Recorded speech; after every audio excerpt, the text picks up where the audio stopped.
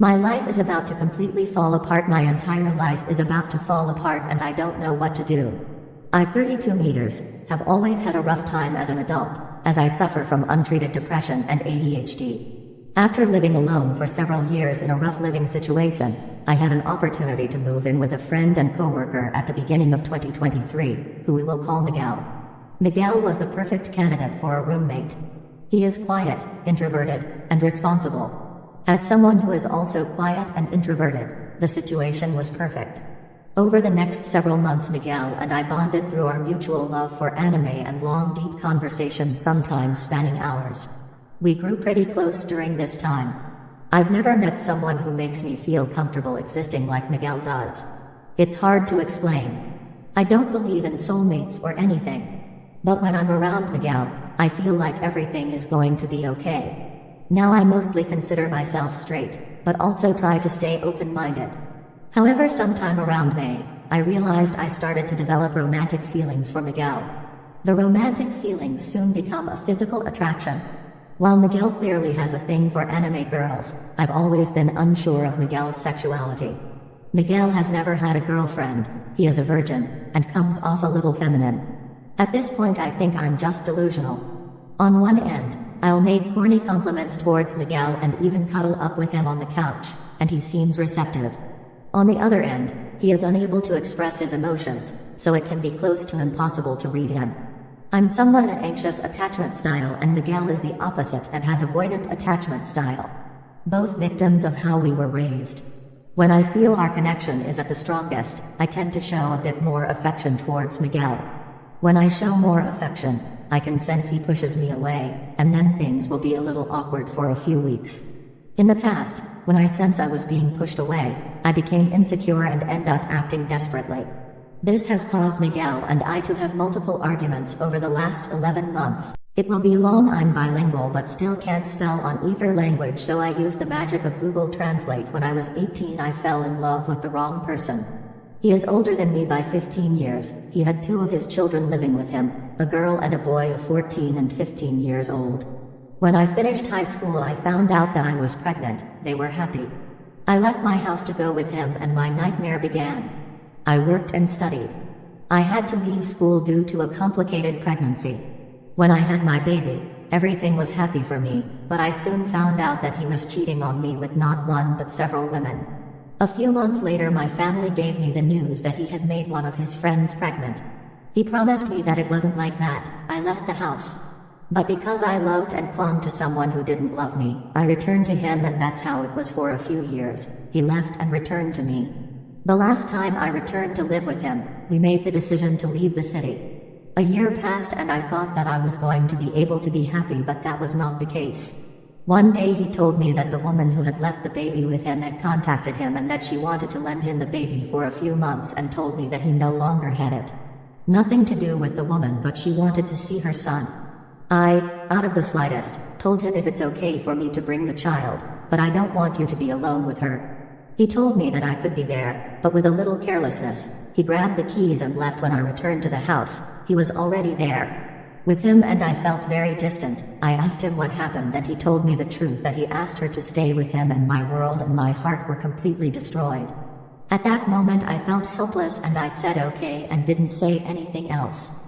He went to work and I had no one in that city, and I decided to do what was best for me and my baby. I grabbed all my things and everything about my baby. I packed everything up, and at the end of the night he arrived. I told him I'm leaving. I wonder why he was going to find a place to go. I told him I can't live or be near you. I didn't even give her a last hug and left. TW mentions of essay. I got accused of groping someone and it ruined my life, so I used to hang out in a large group of multiple friend groups in my city. A little context of this large group: almost all of them are the type of people to believe any accusations at someone in fear that if they don't they'll be targeted. Me and a load of other people. between 15 to 20 maybe more, and we were all hanging out as per usual. There were some people sitting inside a statue monument type thing, and I and a bunch of others were trying to climb it, and out of nowhere some random girl, who's been known to cause problems over nothing and known to be a generally toxic person, said out of the blue that I grabbed her friend's ass. Her friend in question didn't say anything at all before that or after. People overheard, and soon everyone who was there heard proceeding to threaten me and get in my face, to which I proceeded to walk away. A few days later, going back to college after break, word had spread and everyone who knew me was told about it. My core friend group at the time didn't believe them because they actually knew what type of person I was and that I wouldn't even consider doing something like that. Unfortunately, I ended up drifting away from those friends, mostly me not talking to them as much over the whole situation. As the rest of the college year passed, I finished the course and never went back, as every single day since this happening I was on edge constantly. Turns out over time, because of this event, I've developed severe depression and anxiety. I would always avoid the city like a plague, getting 3 to 4 sometimes more buses to places just to avoid the city, as I was petrified of running into the people who hang out there, as the whole community who did was of 100 or so people who will have definitely been told about it, and a large handful of those being very aggressive people who will find any reason to beat someone up.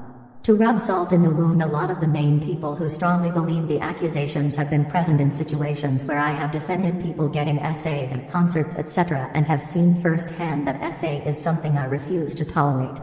And these were people I was really good friends with and trusted.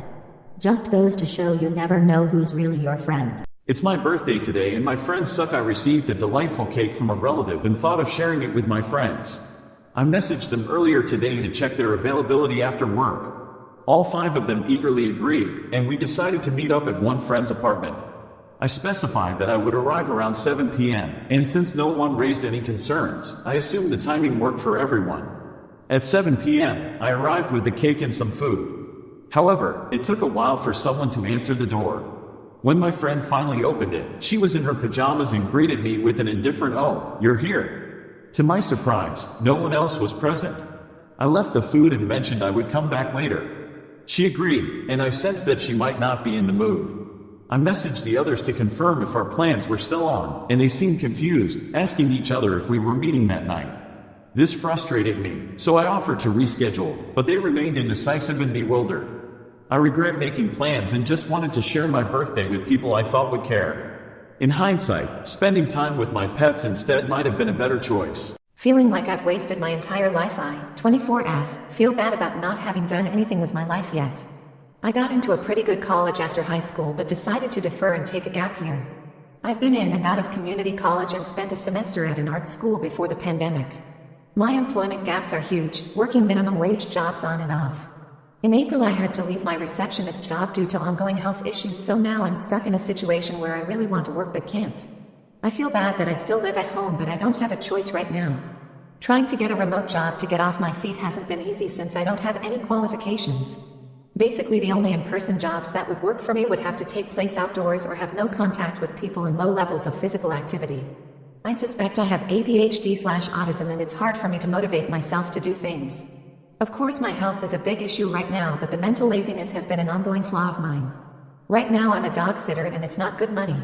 I'm just tired of feeling like I'm wasting my life away while my peers are already out of their parents' home with good careers.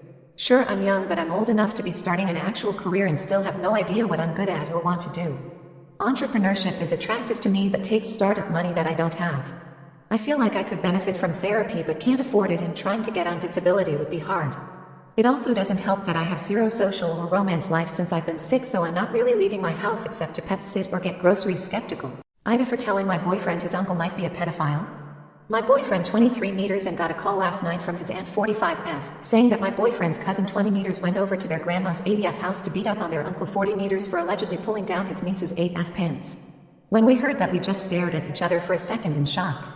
My boyfriend's uncle was left mentally disabled from 3 accidents from the age of 14, all blows to the head. He can talk, walk and function but still suffers a learning disability. I've met him once and he seemed like a nice guy. I've never met the niece that said the uncle did this, but I believe her. After my boyfriend got off the phone with his aunt, he asked me what I thought, and I told him my honest opinion. I told him I don't know for certain, but I would never tell a child that they're lying about being assaulted even if it seemed like they were. My boyfriend got a little upset. saying that his uncle had babysat dozens of kids, including him and his other cousins, little sisters, nieces and nephews, and nobody has ever had an issue with him, and that he knows his uncle and that he wouldn't harm a child. I was kind of raising his tone at me and I got kind pissed. I told him again that I couldn't look a child in the face and tell them that they were lying even if I thought they were. He then said, "So you think my uncle is a pedophile?" I just shrugged my shoulders and said, "You never know." He got pissed and stormed out the bedroom. I followed him trying to talk, but we just ended up arguing. He didn't want to talk to me, but I just sat next to him on the couch telling him that you don't put that past anyone. I don't care who you are, if a child accused a person of touching them, they did it until it's proven that they didn't. He's really torn up about this because he loves his uncle and his niece. He claims his uncle has never been accused of touching any other child, and that's why it's so hard for him to believe her.